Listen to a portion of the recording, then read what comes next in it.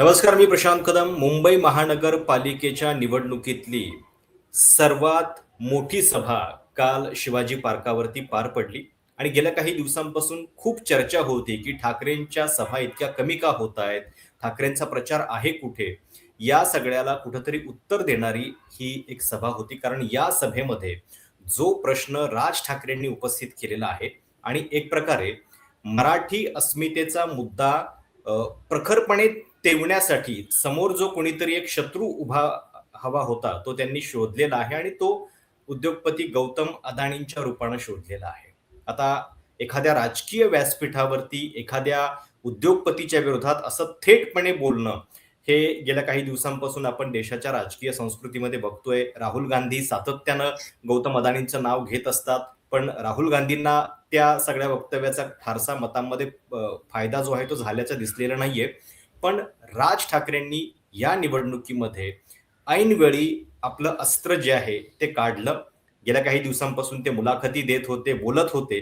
पण हा मुद्दा बहुतेक त्यांनी शिवाजी पार्कासाठीच राखून ठेवला होता, मुंबईसाठीच राखून ठेवला होता, अशी सगळी परिस्थिती होती आणि म्हणून थोडंसं जरा कालच्या सभेचं एक सविस्तर विश्लेषण आपण करणार आहोत. कालच्या सभेबद्दल बोलणार आहोत. माझ्यासोबत आहेत ज्येष्ठ पत्रकार आणि फ्रंटलाईन या मॅगझिनचे मुंबई आणि western bureau chief Amey Tirodkar. Amey, कालची सभा म्हणजे मुंबईमध्ये आता मतदानाला 48 तास उरलेले असताना राज ठाकरेंनी या सभेमध्ये थेट गौतम अदानींचा उल्लेख केला आणि त्यातही ते जे प्रेझेंटेशन होतं, व्हिज्युअल इम्पॅक्टची भाषा ज्याला कळते, की लाखोंचा जनसमुदाय समोर आहे आणि त्या जनसमुदायाला तुम्ही 4 मिनिटाचा व्हिडिओ शांततेत ऐकवता. त्या व्हिडिओला कुठलाही व्हॉइस ओव्हर नाहीये, कुठलेही शब्द नाहीयेत. फक्त एक चित्र उमटत जातं आणि जसजसे ते ठिपके वाढत जातात, तसतसा आपल्या पोटातला गोळा वाढत जातो. ही जी ताकद आहे एक सायलेन्सची, ती मला वाटतं एका आर्टिस्टला चांगली कळू शकते. त्या अर्थानं या सभेचं किंवा या सगळ्या म्हणजे मुद्द्याचं विश्लेषण कसं करशील? राज ठाकरेचं जे प्रेझेंटेशन झालं त्याबद्दल बोलायचं झालं तर मी असं सांगेन की अ, राज ठाकरे यांच्यातला जो कलाकार आहे तो सातत्याने राजकीय व्यासपीठावर जाणवत असतो आणि तो सुद्धा काल जाणवला. ज्या पद्धतीने त्याने ते प्रेझेंटेशन केलं हे फार महत्वाचं होतं. ते लोकांना अंगावर आणणारं होतं. की ह्या देशात नेमकं काय चालू आहे, महाराष्ट्रात नेमकं काय चालू आहे आणि MMR रिजनमध्ये, मुंबई मेट्रोपॉलिटन रिजनमध्ये नेमकं काय चालू आहे, मुंबई महानगर परिसरामध्ये, हे सगळं लोकांसमोर सांगणं गरजेचं होतं. आणि ते ज्या पद्धतीने राज ठाकरेंनी सांगितलं त्याला तोड नाही असं मी म्हणेन. आणि हं. आपला मुद्दा अत्यंत इफेक्टिव्ह पद्धतीने लोकांच्या समोर पोहोचवणं, लोकांच्या मनावर तो ठासणं, यामध्ये ठाकरेंचा हात कोणी धरू शकणार नाही. म्हणजे एकेकाळी बाळासाहेब ज्यावेळेला मार्मिकचं कार्टून्स हो. करायचे, तर हा त्याचाच भाग होता. आपला मुद्दा लोकांपर्यंत पोहोचवणं. बाळासाहेबांची भाषणं सुद्धा अशीच असायची. ते एखाद्या कार्टूनिस्टचे स्ट्रोकच असायचे. ते कुणाबद्दल बरोबर. कुणाची ज्यावेळेला चेष्टा करायचे, कुणाचं व्यंग शोधून काढायचे, ते बहुतांश वेळेला कार्टूनिस्टच्या नजरेतून काढायचे. पण कार्टूनिस्टची नजर ही नेहमी व्यंगापुरतीच नसते. कार्टूनिस्टची नजर ही समाजात काय चाललंय हे दाखवणारी सुद्धा असते. त्यामुळे राज ठाकरे यांनी जे काल प्रेझेंटेशन केलं ते फार महत्वाचं होतं, असं माझं मत आहे. आणि ते फार गरजेचं होतं. राजकीय व्यासपीठावरून हे बोललं जाणं गरजेचं होतं आणि राज ठाकरेंसारखा त्याला चांगला वक्ता मिळाला.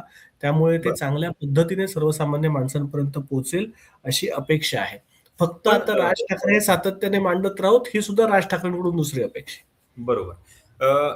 एक मलाही असं वाटत होतं म्हणजे ही निवडणूक जेव्हा सुरू झाली, आपण ज्या पिढीचे आहोत, त्या पिढीमध्ये म्हणजे मराठी अस्मिता, त्याच्यानंतर संयुक्त महाराष्ट्र, पुन्हा-पुन्हा ते सांगणं, की मुंबई आपण लढून जिंकलेली आहे. त्याच्यासाठी 107 हुतात्म्यांनी बलिदान दिलेलं आहे. पण आता ते प्रश्न या जनरेशनचे राहिलेले आहेत का? ते लोकांना अपील होतील का? याच्याबद्दल एक शंका होती. किंवा प्रत्येक निवडणुकीमध्येच मराठी अस्मितेचा हा हुंकार असतो, की आता मराठी माणसासाठी ही शेवटची संधी आहे वगैरे वगैरे. पण या काळातला शत्रू जो आहे किंवा या काळातलं संकट जे आहे मराठी माणसाच्या समोरचं, ते त्यांनी इफेक्टिव्हली मांडलं. कारण अदानींचा साम्राज्य विस्तार हा कशा पद्धतीने होतोय तो तर धडकी भरवणारा आहेच. पण याच्यामध्ये महापालिकेची निवडणूक आहे आणि इथं जमिनीचे मुद्दे महत्वाचे आहेत. म्हणजे ही सत्ता त्यांच्या हातामध्ये न जाणं याच्यासाठी सुद्धा लॉजिकली हा मुद्दा इम्पॉर्टंट होता. त्या अर्थानं मराठी अस्मितेचा मुद्दा याच्यामध्ये इफेक्टिव्हली आणण्यामध्ये पण ते यशस्वी झाले. ते 100% यशस्वी झाले. पण माझं त्याबद्दल एक असं मत आहे, की ते फक्त शेवटच्या सभेपुरतं झालं. म्हणजे त्यांनी आणखीन 2-3 सभा घ्यायला पाहिजे होते, असं माझं मत कालची सभा ऐकल्यानंतर झालेलं आहे. काय असतं, की एखादी गोष्ट सतत सांगावी लागते. 2 वेळा, 4 वेळा, 5 वेळा तुम्हाला सांगावी लागते. मग ती लोकांपर्यंत नीट पद्धतीने पोहोचते. असं होऊ शकतं, की कालच्या सभेला अनेक लोकांना भलेही ते राज ठाकरेंचे समर्थक असतील किंवा नसतील किंवा फेन्स सिटर असतील, ज्यांची अजून मतं ठरायची असतील आणि नेमकं त्यांना काल काही ना काही कारणामुळे रविवार होता, नाही नाही त्यांना बघायला मिळालं असेल ते सगळं प्रेझेंटेशन. ठीक आहे, तो 4 मिनिटाचा व्हिडिओ खूप व्हायरल होतोय. पण खूप व्हायरल होतोय म्हणजे काय 20 लाख लोकं बघतायत, 25 लाख लोकं बघतायत. महाराष्ट्र आणि समाज त्याच्यापेक्षा खूप मोठा असतो. त्याच्यामुळे हे जर समजा आणखीन 2-3 सभांमध्ये झालं असतं, म्हणजे एखादी सभा त्यांनी भांडूप परिसरामध्ये घेतली असती, एखादी सभा त्यांनी गोरेगाव परिसरामध्ये घेतली असती आणि मग तिसरी सभा मुंबईत घेतली असती. म्हणजे तिन्ही सभांमध्ये हे जर त्यांनी दाखवलं असतं, तर त्याचा परिणाम आणखी मोठा झाला असता. मग त्यांनी नाशिकमध्ये किंवा ठाण्यामध्ये आणि आणखीन एखाद दुसरी सभा पुण्यामध्ये जर झालं असतं तर आणखीन मोठा परिणाम झाला असता. ते का नाही झालं ते फक्त राज ठाकरेच सांगू शकतील. माझं काही अलीकडे त्यांच्याशी बोलणं नाही. त्यांच्या टीममधल्या लोकांशी बोलणं माझं झालं होतं, पण त्या इतक्या सभा का करतात त्याबद्दल त्यांना एक कमी का करतात त्याबद्दल त्यांना एक क्लॅरिटी नव्हती. त्यांनी म्हणजे सभांच्या बद्दल एक त्या स्ट्रॅटेजी दृष्टीनं वापरलेली. आज म्हणजे या मुद्द्याचं काउंटर महायुतीचं सुद्धा येईल कदाचित. शिवाजी पार्कावरती त्यांची पण सभा होतीये आणि दुसरीकडे तू मुद्दा उपस्थित केला तर अगदी 3-4च सभा त्यांच्या संयुक्त झाल्या. नाशिकमध्ये झाली, एक मुंबईमध्ये आणि आता आज ठाण्यामध्ये होतीये. पण एक दिसतंय की प्रत्येक ठिकाणी त्यांचा म्हणून एक मुद्दा आहे. म्हणजे नाशिकमध्ये त्यांनी बरोबर तपोवनच्या मुद्द्यावरती बोलले ते. मुंबईमध्ये अदानीबद्दल, कदाचित शिंदेच्या एकूण गद्दारीचा बंडाचा मुद्दा जो आहे तो त्यांनी ठाकरेंसाठी ठाण्यासाठी राखून ठेवला असेल. तर या अनुषंगानं म्हणजे याचं काउंटर करणं याच्यासाठी सुद्धा महायुतीला वेळ आहे. पण हे जे मुद्दे आहेत ते मांडण्यासाठी त्यांच्याकडे वेळ पण म्हणजे कमी उरलेला होता तसा. मी सांगतो, काउंटरची काळजी ठाकरे करत असतील असं मला वाटत नाही आणि मुळात कसं असतं, काउंटरची काळजी त्यांना करावी लागते बरोबर. ज्यांचे मुद्दे तकलादू असतात. म्हणजे हम्म. म्हणजे ज्या पद्धतीने आत्ताच्या घडीला अदानींना सगळी महत्वाची नॅशनल रिसोर्सेस सोपवले जात आहेत. बहुतांश, हम्म. मी सगळी म्हणणं योग्य नाही, पण बहुतांश नॅशनल रिसोर्सेस ज्या पद्धतीने सोपवले जात आहेत देशामध्ये, त्याच्याबद्दल अनेक लोक अनेक काळ बोलतायत आणि भाजप ते काउंटर करू शकणार नाही. म्हणजे भाजपने का काउंटर, म्हणजे हम्म. काल रात्रीपासून मी बघतोय की राज ठाकरेंच्या घरी गौतम अदानी गेले होते, त्याचे व्हिडिओ भाजप आयटी सेल कडून सांगितलं जाते. म्हणजे गौतम अदानी चुकीचे आहेत हे तुम्ही एक्सेप्ट करता का? बरोबर. ह्याला काय अर्थ नसतो. आणि गौतम अदानींना डिफेंड बीजेपी का करते?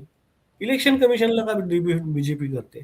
त्यामुळे हा एक भाग झाला. राज ठाकरेंनी खूप मोठं धैर्य दाखवलेलं आहे आणि त्याच्याबद्दल त्यांचं 100% कौतुक केलं पाहिजे.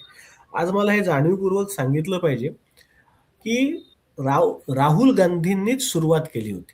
हो. अदानीच्या मुद्द्यावर बोलायला. फक्त राहुल गांधी बोलत होते एकेकाळी. आणि तुम्ही असं बोलू नका असं सांगणारे अनेक, स्वतःला पितामह म्हणवणारे, भारतीय राजकारणातले स्वतःला पितामह म्हणवणारे अनेक लोक होती राहुल गांधींच्या अवतीभोवती, त्यांच्या इव्हन आघाडीमध्ये. काँग्रेसमध्ये काही लोक होते. काँग्रेसमध्ये होते, काँग्रेसच्या बाहेरचे होते, पण त्याचं कोणाचंही राहुल गांधींनी ऐकलं नाही आणि त्यांनी त्यांचा मुद्दा त्यांच्या पद्धतीने लावून धरलेला आहे. त्यांना हम्म. काय, पण राहुल गांधींनी ज्या पद्धतीने मांडलं त्याच्यापेक्षा खूप जास्त परिणामकारकरित्या इफेक्टिव्हली राज ठाकरेंनी मांडलेलं आहे आणि सर्वसामान्य माणसापर्यंत ते इफेक्टिव्हली पोहोचलेलं आहे. म्हणजे मी तुम्हाला सांगतो, ते जे ग्राफिक्सच्या 3 प्लेट्स आहेत ना, तर हो. त्यातली भारताची जी प्लेट्स आहे, 2014ला अदानी चं साम्राज्य भारतात नेमकं कुठे होतं आणि आज 2025ला ते कुठे आहे, याबद्दलचे जे 2 ग्राफिक्स प्लेट्स आहेत, त्या इतक्या प्रचंड प्रमाणावर व्हायरल आहेत. म्हणजे मी माझ्या सुदैवाने अनेक देशभरातल्या पत्रकारांच्या सातत्याने संपर्कात असतो. यातल्या अनेकांनी मला मेसेज करून विचारलेलं आहे, की "ये क्या है और ये बरोबर. कैसे बनाया?" म्हणजे बरोबर. हे बनवण्यासाठी नेमकी काय? म्हटलं मला काय माहिती नाही ते नेमकं कसं त्यांनी बनवलं. त्यांची रिसर्च टीम आहे. ते अनिल शिदोरे वगैरे मंडळी सांगू शकतील. पण अ, त्याच्याबद्दल कुतूहल निर्माण करण्यात, उत्सुकता हो. निर्माण करण्यात त्यांना यश आलेलं आहे. पण प्रशांत, आणखीन एक गोष्ट सांगतो, की हम्म. 2019ला राज ठाकरेंनी ज्यावेळेला लाव रे तो व्हिडिओ टाइप जो काही कॅम्पेन केलं होतं आणि ते कॅम्पेन मी हो. नाशिक, त्याच्यानंतर ठाणे आणखी 2-3 सभांमध्ये जाऊन ते मी बघितलं होतं. नवी मुंबई, माझ्याबरोबर 2 सभांमध्ये तर आउटलुकचे संपादक कृष्ण आले होते ते हं, बघायला कॅम्पेन. सो ते कॅम्पेन प्रचंड इफेक्टिव्ह होतं. आता अर्थात 2019च्या निवडणुकांची परिस्थितीच वेगळी होती, लोकसभा निवडणुकांची. त्यामुळे त्याचा काय इम्पॅक्ट झाला वगैरे सोडून द्या. पण समाजामध्ये त्याबद्दल जनजागृती होती. आणि दुसरा महत्त्वाचा मुद्दा म्हणजे मी हे एकदा राज ठाकरेंच्या जवळच्या लोकांशी बोलताना सांगितलं होतं, की ते ज्यावेळेला सत्तेच्या बाजूने बोलतात ना, त्यावेळेला ते राज ठाकरे राहत नाहीत. ते खरं. रिलक्टंट ठाकरे होऊन जातात. म्हणजे मला आठवतं, की 2024च्या लोकसभेच्या वेळेला ज्यावेळेला मोदींची सभा झाली शिवाजी पार्कवर, हं, हं, हं. त्यावेळेला राज ठाकरे ती सभा आटवली, प्राईम मिनिस्टरचं भाषण आटवल्यानंतर अ, मोदी ज्यावेळेला असे हात हलवायला आले होते, तर राज ठाकरे त्यासाठी सुद्धा आले नव्हते. तर मोदी अक्षरशः स्टेजवरून आपली जागा सोडून राज ठाकरेंकडे धावत गेले. त्यांचा हं, हात पकडला, आपल्याबरोबर त्यांना खेचून आणलं. ते हं. व्हिज्युअल्स काढून बघा तुम्ही. आणि खेचून आणल्यानंतर त्यांना हात असा करायला लावला. त्यावेळेला तर अगदी राज ठाकरेंनी अनिच्छेने ते आपण हात करतायत असं पब्लिकला असं दिसलं. म्हणजे त्यांना मी नेहमी ते सत्तेच्या बाजूने ज्यावेळेला बोलतात, त्यावेळेला ते रिलक्टंट ठाकरेच असतात. खरंय. ते नाही सत्तेच्या आणि विरोधात अँग्री ज्यावेळेला यंग बोलतात मॅन हा जेव्हा व्यवस्थेच्या विरोधात बोलतो, तेव्हा तो आपल्याला जसा भावतो तसं ते आहेच. त्यावेळेलाच तो भावतो आणि त्यावेळेलाच ते मोकळेपणाने बोलतात. त्यामुळे काल त्यांचे मुद्दे सर्वसामान्य माणसांपर्यंत व्यवस्थित पोहोचले. फक्त ते जास्तीत जास्त माणसांपर्यंत पोहोचण्यासाठी आणखीन 2-3 सभा व्हायला हव्या होत्या, असं माझ्यासारख्याला वाटतं. बरं. अजून एक मुद्दा आहे. म्हणजे जर ठाकरे प्रत्येक निवडणूक आल्यानंतर मराठीच्या मुद्द्यावरती येत असतील, तर मला हे पण कळत नाही, की समोरच्या बाजूनं डायरेक्ट अशी विधानं का होतात, की ज्याच्यामुळे त्यांना त्याच्यावरती बोलावं लागेल. आपण बघतोय अण्णामलाई इथे येतात आणि एक स्टेटमेंट करतात. म्हणजे Bombay is not Maharashtra city असं एक विधान सहजपणे बोलता बोलता ते करून जातात. अण्णामलाईंनी याच्या आधी भाजपला किती वेळा अडचणीत आणलेलं आहे. तमिळनाडूमध्ये त्यांनी काय फियास्को केलेला आहे आणि प्रदेशाध्यक्ष पदावरून त्यांना दूर कसं करावं लागलं, हा सगळा इतिहास असताना आता ते मुंबईच्या या सगळ्या निवडणुकीमध्ये, की जी इतकी महत्वाची निवडणूक आहे, त्याच्यामध्ये एक आयता मुद्दा ठाकरेंना देत आहेत. दुसरे आहेत कृपाशंकर सिंग, की जे सातत्यानं विधानं करतायत या सगळ्याबद्दल आणि त्यांची विधानं पण मराठी माणसाला कुठंतरी दुखावणारी नाही आहेत का? या दोघांच्या विधानामुळं जे काही तयार होतंय नॅरेटिव्ह त्याच्याबद्दल काय सांगशील? 2 गोष्टी आहेत मला सांगायचंय, की हे काही आपोआप किंवा सहज बोलता-बोलता झालेली विधानं नाहीत. कृपाशंकरांचं सुद्धा आणि त्या के अण्णामलाईंचं सुद्धा. अ, ते जाणीवपूर्वक झालेलं आहे. साउथ इंडियन मतांचा प्रभाव असणारे काही पॉकेट्स आहेत. 6-7 हो. वॉर्ड्स आहेत ते. 6-7 वॉर्ड्स आहेत. धारावीतले 2 वॉर्ड्स आहेत. माटुंग्यातला 1 वॉर्ड आहे. आपल्या सायन कोळीवाडा परिसरामध्ये एक भाग आहे.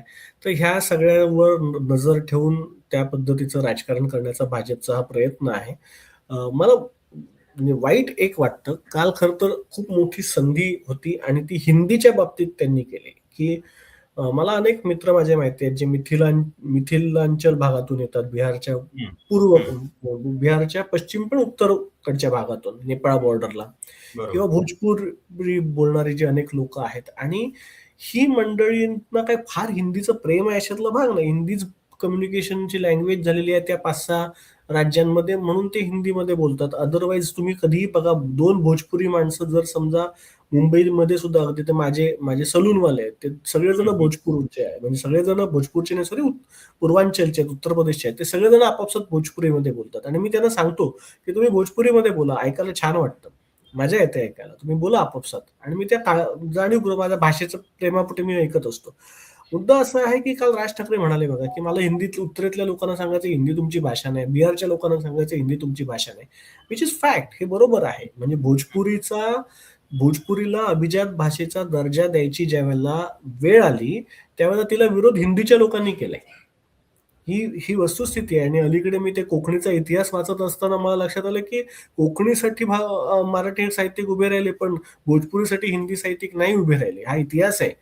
तर सांगायचा मुद्दा असा की हा लोकांसमोर मांडता आला असता ना, हिंदी लोकांसमोर मांडता आला असतं, की "अरे, हे तुम्ही कुठे काय करताय?" हा एक भाग झाला हिंदी सक्तीच्या मुद्द्यावर. आणि हं. अण्णामलाईंच्या बाबतीमध्ये, अण्णामलाई हा तामिळनाडूमध्ये रिजेक्ट केलेला माणूस आहे. हो, हो. आता त्यांनी आता काहीतरी केलं, की मी आता मुंबईत येऊनच दाखवतो. तर मुंबईत यायला काय लागतंय? पोलीस हं. सिक्युरिटी सगळी तुमची आहे. पोलीस सगळे तुम्हाला एक घेतील आणि फिरवतील. मुंबईत यायला काय असं काय फार मोठं काय मुंबईत यायला लागतंय अशातला भाग नाही. आणि ह्या हं. कसले म्हणजे मुंबईत आलंच पाहिजे, सगळ्यांनीच आलं पाहिजे. साउथ इंडियन लोकांनी आलं पाहिजे, नॉर्थ इंडियन लोकांनी आलं पाहिजे. त्यात काय कोण काय ठाकरेंनी काय सांगितलं नाही लोकांना तुम्ही येऊ नका मुंबईमध्ये म्हणून. बरोबर. त्यामुळे माझं म्हणणं असं आहे, की जर राज ठाकरे जर काल असं म्हणाले असते, की या अण्णामलाईला तामिळनाडूमध्ये लोकांनी नाकारलेलं आहे. हं, बीजेपी याच्या नेतृत्वाखाली भुईसपाट झालेली आहे तामिळनाडूमध्ये. हं. असा माणूस ज्याला स्वतःच्या राज्यात लोकं नाकारतात, स्टॅलिन सुद्धा ज्या राज्याचा मुख्यमंत्री सुद्धा ज्याच्यासोबत उभा नाही, असा माणूस इथे येऊन काहीतरी अरे लेका स्वतःच्या गावात जाऊन काय ते करून दाखव ना. बरोबर. अशा पद्धतीने बोलले असते तर इथल्या तामिळ समाजाला सुद्धा ते आवडलं असतं. मी तुम्हाला सांगतो इथला तामिळ समाज, इथला कन्नड समाज म्हणजे शेट्टी समाज, मुंबईत जो प्रामुख्याने हॉटेल व्यवसायामध्ये आहे, तो शांतताप्रिय समाज आहे. तो शांतिप्रिय बरोबर. समाज आहे. त्यातले अनेक लोकं पारंपरिक शिवसेना आणि शिवसेनेचे मतदार आहेत. म्हणजे उद्धव ठाकरेंच्या शिवसेनेचे पारंपरिक मतदार आहेत ते. तुम्ही ह्या हं, भागातल्या अनेक ठिकाणी म्हणजे माटुंगा परिसरात जाऊन बघा, आत्तापर्यंत अगदी चांगले तिथे शिवसेनेच्या शाखांमधली लोकं रोज संध्याकाळी त्यांच्याकडे जेवायला खायला असायचे आणि ते शाखेत बरोबर. काम करणारे असं होते. मधल्या काळामध्ये तिथे काँग्रेसचे आमदार होते. त्या काळामध्ये त्यांचं रिलेशन म्हणून काँग्रेसच्या आमदारांबरोबर राहायचे. नाहीतर अदरवाईज ते शिवसेनेबरोबर राहायचे त्या हं, परिसरातले लोक. त्यामुळे ही गोष्ट जर लोकांना आणखीन समजावून सांगितली असती, ते का करतायत? अण्णामलाई किंवा कृपाशंकर का करतायत? त्यांना मराठी वगळून बाकी सगळे कन्सोलिडेट करायचे. बरोबर. अशा वेळेला तुमची स्ट्रॅटेजी काय असली पाहिजे, की तामिळनाडूच्या लोकांना हा मेसेज गेला पाहिजे ना, की भाई आम्ही तुमच्या विरोधात नाही. उत्तर बरोबर. प्रदेशच्या लोकांना मेसेज गेला पाहिजे आम्ही तुमच्या विरोधात नाही. म्हणजे एक हं, साधा मुद्दा आहे.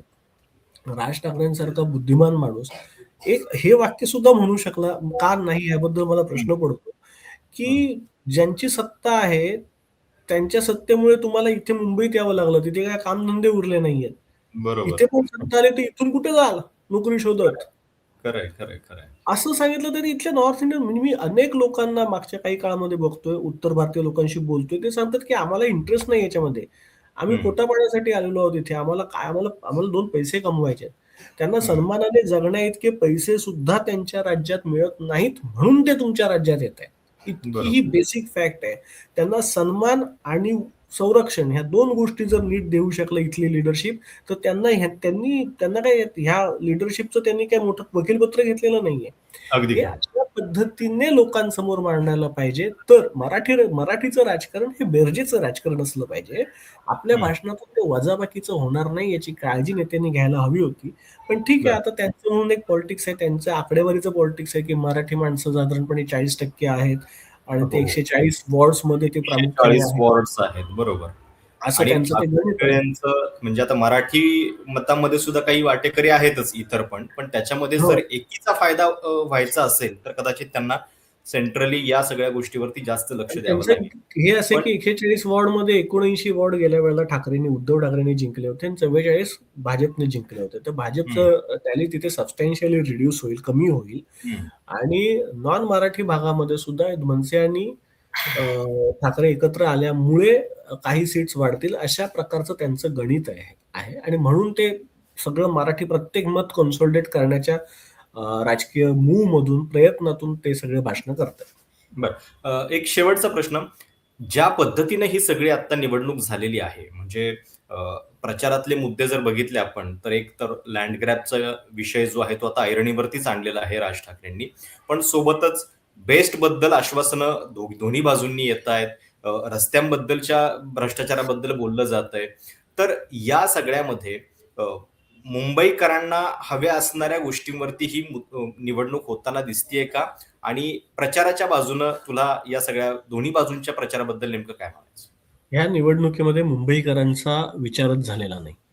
हं, मुंबईवर काही करून आपण सत्ता मिळवायची अशा पद्धतीने एकासाठी एक्झिस्टेन्शियल क्रायसिस आहे अस्तित्वाचा आणि दुसऱ्यांसाठी ते आता प्रेस्टीज बॅटल झालेलं आहे आणि त्यांना सगळ्यांना विरोधक ठेवायचेच नाहीयेत शिल्लक अशा पद्धतीने भाजपचं जे काही वर्तन चालू आहे या देशामध्ये, त्यामुळे त्यांना मुंबई काही करून हवी आहे. मुंबई ही मोठं आर्थिक म्हणजे मुंबईचं बजेट आहे 74,000 कोटी रुपये आणि त्याच्यानंतर 2 नंबर चेन्नई आहे 12,000 कोटी रुपये. ही गॅप आहे. 74,000 कोटी कोटी आणि 12,000 कोटी कोटी. सो अशा पद्धतीचं हे पॉलिटिक्स आहे. याच्यातून मुंबईचे प्रश्न मांडले असतील तर काल फक्त मी म्हणजे हे बोललं पाहिजे कालच्या सभेबद्दल बोलतोय म्हणजे आदित्य ठाकरेंचं भाषण. ते हं, खरंच सुंदर भाषण होतं. म्हणजे एखाद्या एक एक चांगला उभरता नेता आपल्याला आदित्य ठाकरेंच्या रूपाने बघायला मिळतोय. गेल्या काही काळामध्ये त्यांच्या भाषणामध्ये जेन्युइन मुद्दे होते. त्यांनीच बरं. सांगितलं, की ही हं, मुंबईची लढाई ही गटर-मीटर, वॉटरची लढाई आहे. ही लढाई बरोबर. काय धर्माची आणि जातीची लढाई नाही. हे सांगण्याचा प्रयत्न त्यांनी केला आणि त्यांचे ओव्हरऑलच त्यांनी पर्यावरणाचे मुद्दे ज्या तडफेने मांडले म्हणजे ते पर्यावरण मंत्री असताना सुद्धा ते एक चांगले पर्यावरण मंत्री होते, त्यात काहीच शंका नाही. या विषयावर ते मनापासून बोलतात, जगभरातल्या लोकांशी संपर्क ठेवून असतात. पण ते सगळं जे रिफ्लेक्शन आहे, त्यातून माणूस जो तयार होतो, ते कालच्या त्यांच्या सभेमध्ये एका बाजूला त्याच्यामध्ये शैली होती, आक्रमकपणा होता, पण त्याच हं, वेळेला सभ्यता होती, मुद्दे बरोबर. होते. आणि हं. त्याच्यामुळे आदित्य ठाकरेंचं भाषण हे आउटस्टँडिंग भाषण होतं. म्हणजे मला वैयक्तिक राज ठाकरेंपेक्षा आदित्य ठाकरेंचं काल भाषण हं. आवडलं. अगदी मला काल फक्त त्याच्यात रात्रीमध्ये एकच गोष्ट खटकली म्हणजे त्यांच्या भाषणामधली. बाकी मुद्द्यांवरती ते होते बरोबर. पण अण्णामलाई सारख्या व्यक्तीचा उल्लेख करताना सुद्धा त्यांनी अण्णामलाई जी वगैरे केलं म्हणजे हां, त्यांची हा सभ्यतेला सुसंस्कृत पण म्हणजे आपल्याला ठाकरेंकडून हे असलं ऐकायची सवय हां, नसते. पण तो बरोबर. म्हणजे एखाद्याचा म्हणजे मोदींना सुसंस्कृतपणा एक वेळ मोदीजी म्हणा, पंतप्रधान आहेत म्हणून एक वेळ ठीक आहे. पण अण्णामलाईला पण बोलताना अण्णामलाईजी म्हटले आणि हे पण तुमचं चांगलं रक्त आहे ते. खवळलंय या गोष्टीने हे थोडं दिसायला पाहिजे जरा. चांगलं आहे म्हणजे एवढं मी मुद्द्यांच्या ह्या बाबतीत बरोबर गोष्टीला आहे, की मुद्दे त्यांनी हां, फारच अचूकपणे मांडले आणि शेवटी जो एक माणसं टेम्पो होता, म्हणजे की माणसांनी कुठल्या अधिक सभ्य असलं पाहिजे. बरोबर. ठाकरेंकडनं कदाचित ती अपेक्षा आपली हां, आपली नसल्यामुळं अपेक्षा नाही. आपण ठाकरे म्हटल्यानंतर काही विशिष्ट पद्धतीनेच बरोबर. बघतो. पण येस. त्यांचं भाषण फार सुंदर होतं आणि ते सगळ्यांनी आवर्जून बघितलं पाहिजे. येस. अ, धन्यवाद आम्ही या सगळ्या चर्चेबद्दल. Thank you. निवडणूक झाल्यानंतर पुन्हा विश्लेषणासाठी आपण सविस्तरपणे भेटूच. पण कालची सभा ऐतिहासिक होती, निर्णायक ठरणारी आहे, त्यामुळे या सगळ्याबद्दल बोलणं आवश्यक होतं. तुम्हाला हीच सभा नेमकी कशी वाटली? तुमच्या काही प्रतिक्रिया असतील, सूचना असतील, आवर्जून कळवा. चॅनल सबस्क्राईब करायला विसरू नका. धन्यवाद.